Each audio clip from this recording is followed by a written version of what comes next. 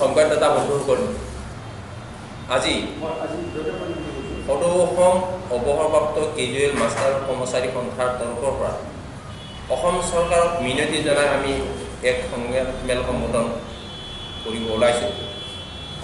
অসমত 1991 বৰ্ষৰ আগতে সেই সময়ৰ চৰকাৰে অসমৰ বিভিন্ন বিভাগত হেজাৰ হেজাৰ কৰ্মচাৰী নিযুক্তি দিছিল।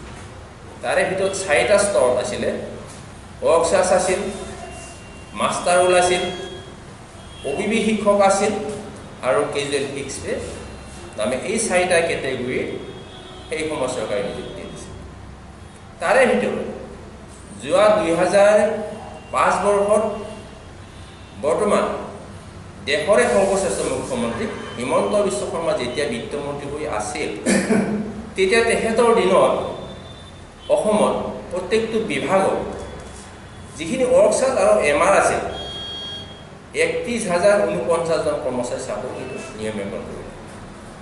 অতি দুখৰ বিষয়, সেই সময়তে নিযুক্তিপ্ৰাপ্ত 52টা বিভাগত 12,000 কৰ্মচাৰী কেজুৱেল ফিক্স পে, সীমিত সংখ্যক মাষ্টাৰ আজিও চাকৰি নিয়মীয়াকৰণ নহয়। এতিয়া যিখিনি কৰ্মচাৰী চাকৰি নিয়মীয়াকৰণ হোৱাৰ আশাৰে অপেক্ষা কৰি আছিল তাৰে মাজতে বহু কৰ্মচাৰী নিয়মীয়াকৰণ নোহোৱাকৈ অৱসৰ গ্ৰহণ কৰে। অৱসৰৰ সময়ত কিন্তু তেওঁলোকে এটকাও চৰকাৰৰ ফালৰ পৰা নাপালে। চকুলো টুকি টুকি অফিচৰ পৰা বিদায় লৈ আহি ঘৰত হতাশাত ভুগি আছে। আৰু যিবোৰ কৰ্মচাৰী কৰ্মৰত অৱস্থাত মৃত্যু হ'ল সেইসকলৰ বিধৱা মহিলাসকলে এতিয়া আনৰ ঘৰে হোটেলেই হওক য'তেই নহওক হাজিৰা কৰি পৰিয়াল চলাই আছে। আমাৰ মাজত যিবোৰ কৰ্মচাৰী এতিয়া ৰিটায়াৰমেণ্টত আহিল তাৰে অধিকাংশ হাজিৰা কাম কৰি আছে।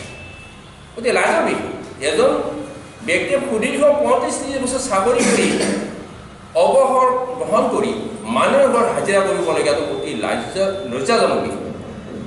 এই কথাটো আমি অসম চৰকাৰক বাৰ বাৰ অনুৰোধ জনাই আহিছোঁ। আজি পৰ্যন্ত অসম চৰকাৰে এই কৰ্মচাৰীসকলৰ ক্ষেত্ৰত কোনোদিনে সহায় দিয়া দেখা নাপায়। এই 12,000 কৰ্মচাৰী আমাক যিখিনি দৰমহা গভৰ্ণমেণ্টে দিব লাগে তেওঁলোকে ইচ্ছাকৃতভাৱে আমাক দিয়া নাই। আমি মহামান্য আদালতৰ নিৰ্দেশ মতে যোৱা 2017 চনৰ 1 আগষ্টৰ পৰা 4ৰ্থ শ্ৰেণীসমূহৰ দৰমহা পাবলৈ সক্ষম হয়। ইয়াৰ ন্যায় যুদ্ধৰ জৰিয়তে আমি পাইছিলোঁ, কিন্তু অসম চৰকাৰে আমাক দিয়া নাছিল। এতিয়া কথা হ'ল, এজন কৰ্মচাৰী ৰিটায়াৰমেণ্টৰ পিছত ৰেগুলাৰ কৰ্মচাৰীসকলে তেওঁলোকে কোনো সমস্যাৰ সন্মুখীন নহয়, কাৰণ তেওঁ দৰমহা টকাইতেৰে পেঞ্চনৰ টকাইতে সুন্দৰভাৱে পৰিয়ালটো চলাই যাই আছে, কোনো সমস্যাৰ সন্মুখীন হোৱা নাই। আৰু যিবিলাক কৰ্মৰত অৱস্থাত মৃত্যু হ'ল এজন চৰকাৰী কৰ্মচাৰী তেওঁলোকৰ পৰিয়ালে পেঞ্চন পাই আছে। কিন্তু আমাৰ মাজত যিখিনি কৰ্মচাৰী এতিয়াও ৰেগুলাৰ নোহোৱাকৈ ৰৈ গ'ল সেইসকলক চৌদিশে এতিয়া আক্ৰমণ কৰিছে বেমাৰে। আজি আমি দেখিছোঁ বহুত অৱসৰী কৰ্মচাৰী, কৰ্মৰত অৱস্থাত থকা কৰ্মচাৰী বেমাৰ ছটফটাই আছে, কিন্তু চিকিৎসা ল'বৰ কাৰণে টকাৰ অভাৱ, টকা পোৱা নাই।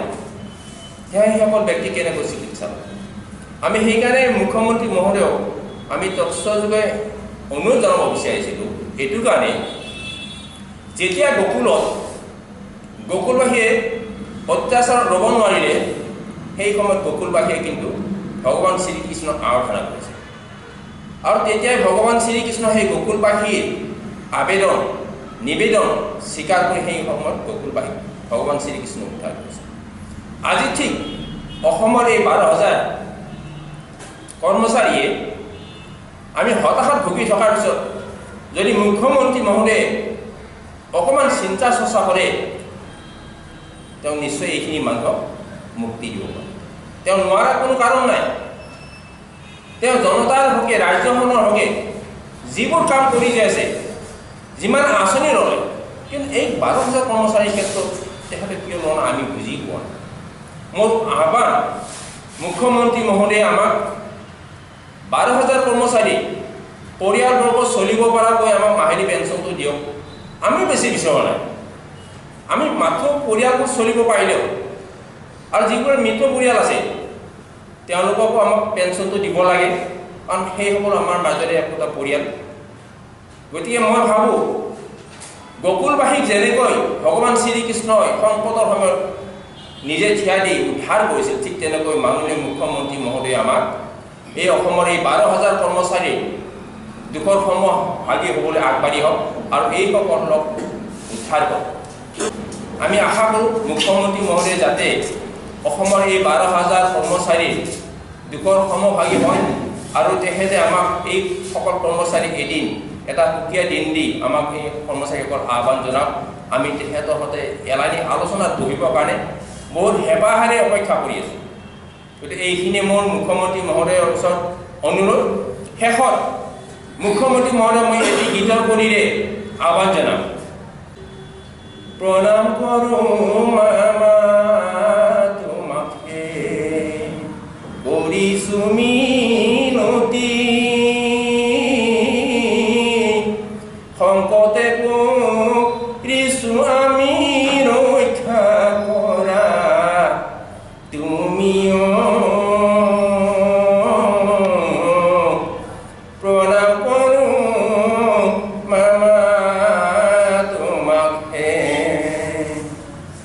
দীৰ্ঘদিন ধৰি আমি কৰিলোঁ চাকৰি,